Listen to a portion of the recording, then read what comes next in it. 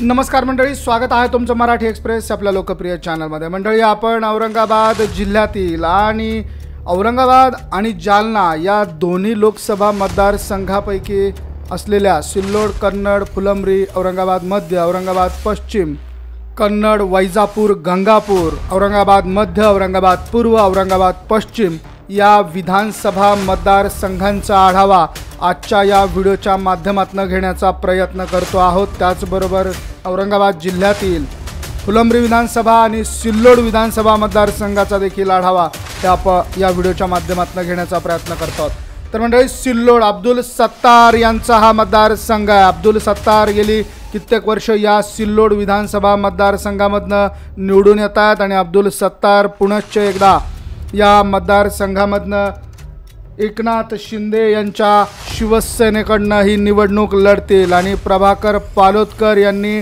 त्यांना 2019 मध्ये चांगली टफ दिलेली होती। 24,381 मतांनी अब्दुल सत्तारांचा विजय झालेला होता। तर या सिल्लोड विधानसभा मतदारसंघामध्ये 2024च्या विधानसभा निवडणुकीमध्ये मोठ्या प्रमाणात उलटफेर होण्याची शक्यता वर्तवली जाते।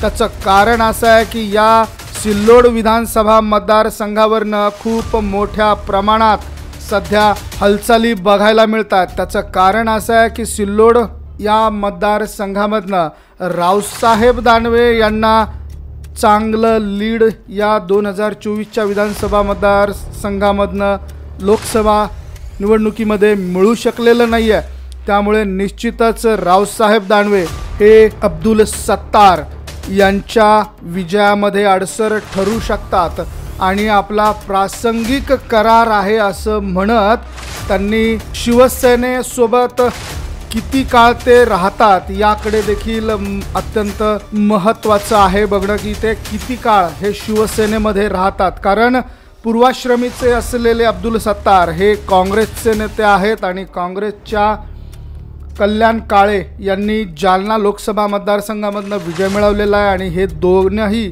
जण खूप चांगले मित्र आहेत, मैत्रीपूर्ण त्यांचे संबंध आहेत। त्यामुळे निश्चितच कल्याण काळे अब्दुल सत्तार यांना काँग्रेसमध्ये घेऊन त्यांना विजयाच्या दिशेने घेऊन जातील असा अंदाज व्यक्त केला जातोय आणि तशा पद्धतीच्या गाठीभेटी त्या त्यांनी आता सुरू देखील केलेल्या आहेत। नुकताच त्यांनी मनोज जरांगे यांची देखील भेट घेतलेली आहे आणि आता त्यांना छत्रपती संभाजीनगर जिल्ह्याचं पालकमंत्रीपद देखील देण्यात आलेलं आहे। त्यामुळे सिल्लोड विधानसभा मतदारसंघामधनं पुनश्च एकदा अब्दुल सत्तार मोठ्या प्रमाणात फिल्डिंग लावत तयारी करतात। मंडळी, पुढील मतदारसंघ आहे फुलंब्री विधानसभा मतदारसंघ।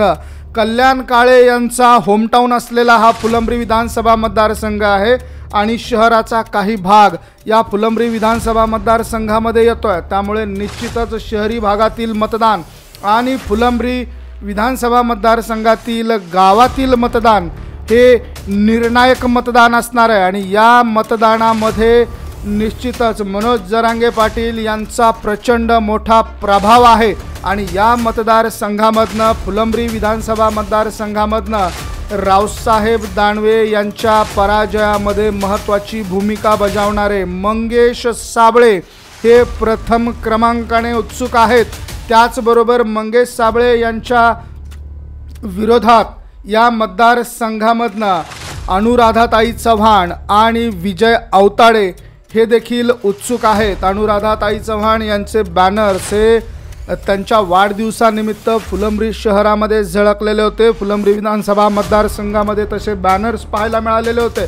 त्यामुळे फुलंब्री विधानसभा मतदारसंघ हा आता खऱ्या अर्थाने रिकामा झालेला आहे। त्याचं कारण असं आहे की जे दोन महत्त्वाचे प्लेयर्स या फुलंब्री विधानसभा मतदारसंघामधनं आजपर्यंत लढत आलेले आहेत ते दोनही प्लेयर त्यांची बढती झालेली आहे। कल्याण काळे हे खासदार झालेले आहेत आणि हरिभाऊ बागडे यांना राज्यपाल पद देण्यात आलेलं आहे। त्यामुळे ते सध्या राज्याच्या राजकारणात सक्रिय नाही आहेत आणि त्याचा फायदा निश्चितच नवीन उमेदवारांना होणार आहे। याचा अर्थ असा आहे की फुलंब्री विधानसभा मतदारसंघामध्ये यावर्षी नवीन उमेदवार, नवीन चेहरा आमदार झाल्याचं आपल्याला पाहायला मिळणार आहे आणि त्या अनुषंगाने मंगेश साबळे हे खूप मोठ्या प्रमाणात तयारी या ठिकाणी करतायत। अनुराधाताई चव्हाण यांच्याकडनं खूप मोठी तयारी सुरू आहे। भाजपकडनं त्या ही निवडणूक लढणार आहेत। त्याचबरोबर विजय अवताडे हे देखील या विधानसभा मतदारसंघामधनं मोठ्या प्रमाणात इच्छुक आहेत आणि विजय अवताडे हे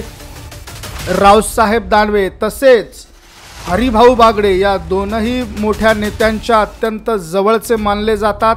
त्याचबरोबर कल्याण काळे यांचा 2019च्या विधानसभा निवडणुकीत पराभव करत असताना हरिभाऊ बागडे यांच्या वतीने किंवा बंडखोरी करत अनुराधाताई चव्हाण यांनी ती निवडणूक लढली होती आणि त्या निवडणुकीचा परिणाम हरिभाऊ बागडे यांचा 2019च्या विधानसभा मतदारसंघामध्ये विजय झालेला होता आणि फुलंब्रीमधनं कल्याण काळे यांचा पराभव त्यांना स्वीकारावा लागलेला होता। त्यामुळे फुलंब्री विधानसभा मतदारसंघामधनं यावेळेस नवीन उमेदवार नवीन चेहरा बघायला मिळेल। मंगेश साबळेंची तयारी जोरदार सुरू आहे।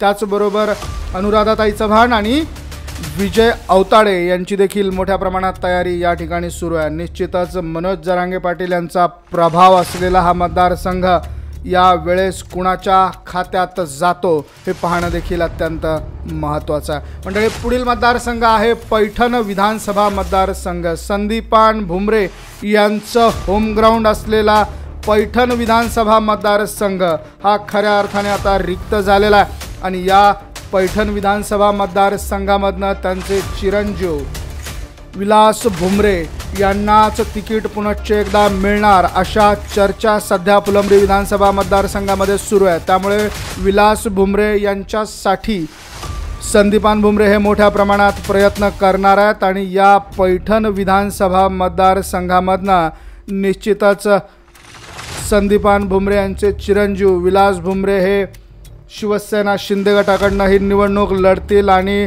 मनोज जरांगे पाटील यांचा प्रभाव असलेला हा मतदारसंघ अतिशय महत्त्वाचा आहे आणि त्या मतदारसंघामध्ये विलास भुमरे यांचं संघटन अतिशय मजबूत आहे। त्यामुळे विलास भुमरे हे विजयाच्या दिशेने जाऊ शकतील असा अंदाज देखील आतापासूनच व्यक्त केला जातो आहे।